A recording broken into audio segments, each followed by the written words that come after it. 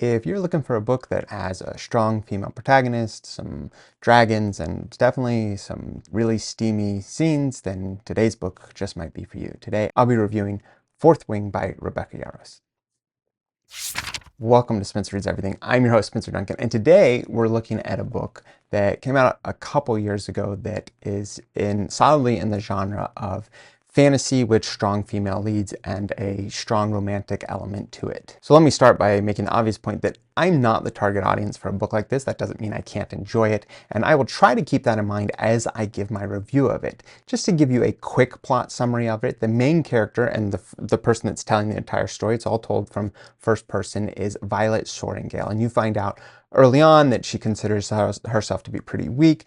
They don't fully explain in what ways she is weak, although you'll discover as the novel unfolds that everyone else also considers her to be pretty weak physically speaking, but she has several other skills and capabilities that she employs throughout the rest of the novel. You find out that her mother is the general of the army.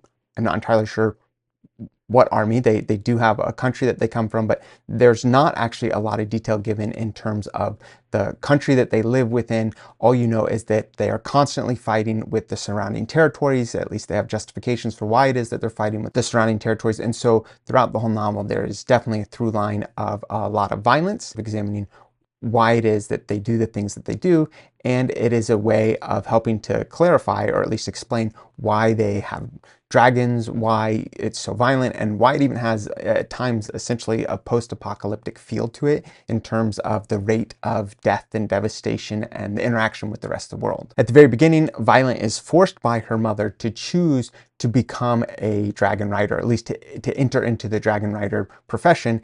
There's a lot that goes into actually being selected by a dragon, and even if you are selected by the dragon, it is a very dangerous field in which a good deal of the people that bond with dragons will eventually be killed in battle.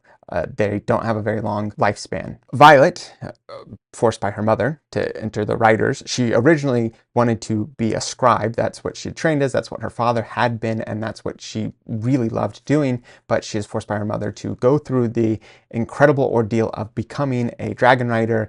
You spend the first year doing all sorts of training, lots of fighting, that's the whole point, before you even get a chance to meet the dragons, and then when you do meet the dragons, if they choose to bond with you or not is entirely up to them. And she, surprise and surprise, does bond with the dragon. And there's a few other things about the bonding process that are important in the larger storyline, but I don't want to give away too much. However, the dragon that she bonds with is the mate of another dragon, and the rider of that dragon is an enemy of her family. Again, I don't want to give too many details, just in case you haven't read it yet, but it is supposed to make the interaction between these two very complicated. It's not just something that adds military tension, but as you can guess, this is also where you're going to get the romantic tension as well. I don't think I'm giving away much there because almost immediately, the first time that she meets the individual that she's going to become involved with, she is talking nonstop about him, and she does try to say why he thinks she hates her, but you'll discover that she really hasn't been all that introspective about why the relationship is the way it is, and as their relationship develops, they will eventually, have some kind of interaction. It's a little more complicated in terms of exactly what their relationship will become, but regardless, that is the romantic part of this story. There's a lot more going on outside of their storyline in terms of getting to know the dragons that they're riding, and again, the larger geopolitical atmosphere in which they ride the dragons, who they're fighting against, and a big thing is understanding the type of magic that they deal with. That's not entirely fleshed out. You do know that dragons and riders have some kind of connection. That's one type of magic. They can read each other's mind, and the dragons give the riders some kind of special ability, and it varies. Somebody can control the wind. Some people can control lightning. There's all sorts of different powers. I didn't get a sense of what the limitations were. You do find out that some powers are forbidden, so an individual can read minds, and he's actually immediately killed for that because it's considered one of the most dangerous abilities. And that's how the book develops, is after she bonds with her dragon, and she is working on her skills and her abilities to fight, even though, like I said, she's supposedly a weakling. She is very good at throwing knives. She's very good with poison. She's very good at a lot of different things. But in the ranks of the dragon riders, there is a lot of tension, and there's a lot of fighting, and there's a lot of killing. That's one of the things that really might make this a difficult book for some people to take on, just because some of that killing seems a bit excessive. Like I said, it kind of gives it a feel of almost like a post-apocalyptic world as opposed to some high medieval fantasy, but that is the approach that they take. Speaking of the high medieval fantasy paradigm, I would say that's also not super clear. Obviously, you have dragons, but the level of technology is not fully established. At one point, she makes a comment about indoor plumbing, and there's a few phrases that just seem like something that wouldn't quite match a high medieval period, such as "that's above my pay grade," or just a lot of talk about spymanship. Obviously, these are concepts that could have existed, but just the language didn't quite fit something that you would find in the 12th or 13th century. Of course, it's fantasy world, so that doesn't entirely matter, but it is something that makes the concept of this world just a little fuzzier than I would have expected. So who would I recommend this for? Well, obviously not me, which is fine. Not every book is meant to be read by every person, and being a middle-aged white guy, it is perfectly fine that this is a book that's not intended for me. Where I do have a little bit of a problem is determining who exactly I would say it's for. So I'm going to give my best guess, but I do find there's a bit of an incongruity that might make that a little more challenging. So based off of some of the subject material, the fact that it's very graphic, I mentioned there's lots of death. Of course, if you're here for the steamy sex scenes, that happens about 3/4 of the way through the book, and it's quite graphic. And the main characters are all supposed to be in the 20s plus, so I would say there's a good deal in there that would make this an 18 plus recommendation.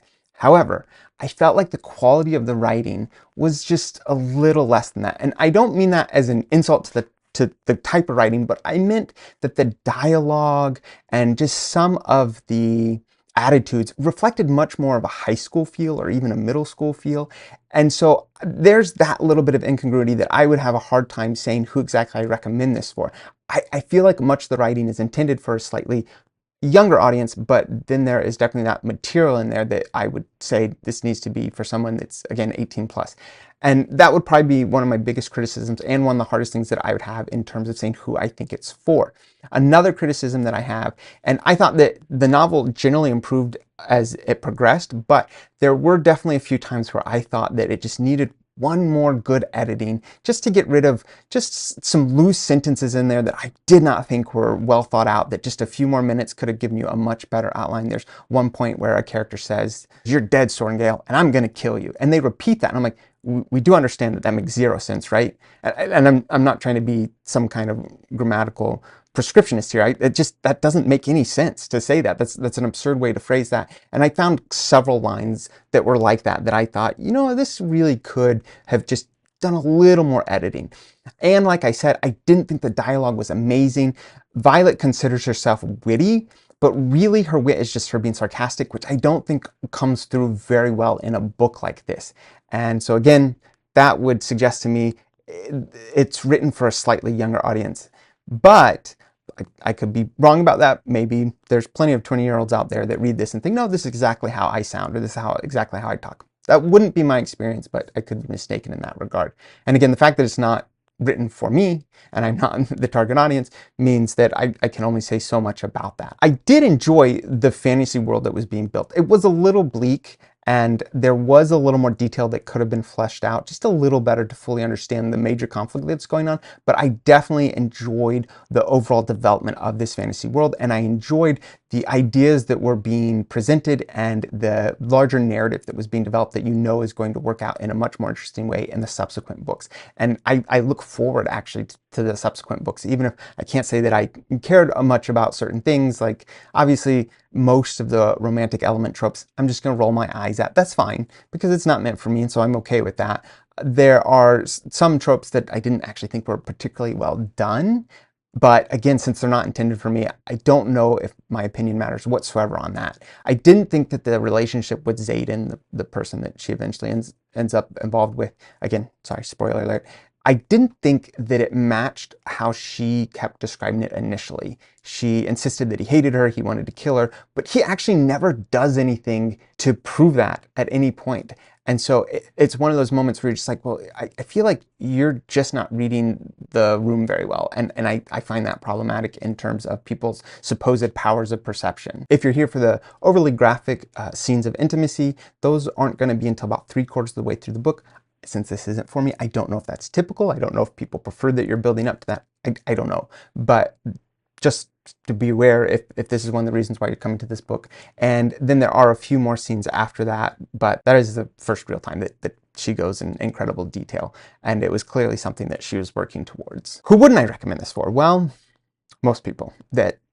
I think the intended audience is pretty obvious. And so I would not recommend this to probably almost any guy that does not already have some kind of interest in this type of literature. And even when it comes to a girl that might be interested, I'm going to personally save it for slightly older individuals. I would not recommend it for teenagers, despite what I said about the type of writing. And I would not recommend it for people that don't have an interest in fantasy, because that is a big part of this. I do think that the world is relatively well developed. I think the existence of dragons and the interaction is something that's well enough done that if you're not interested in fantasy, then I don't think this is going to appeal to you despite the romantic elements. But again, that's just my opinion. And like I said, I will read the subsequent books in the series. I found enough in this that I enjoyed that I will certainly continue to see what happens with the storyline. I really would like to know what other people think. So please let me know in the comments if you are part of the intended audience and you have strong feelings about this one way or another, or if you're not part of the intended audience but you also have something that you want to say about it, then please let me know. Don't forget to like, subscribe, turn on those notifications, and until next time, keep those pages turning.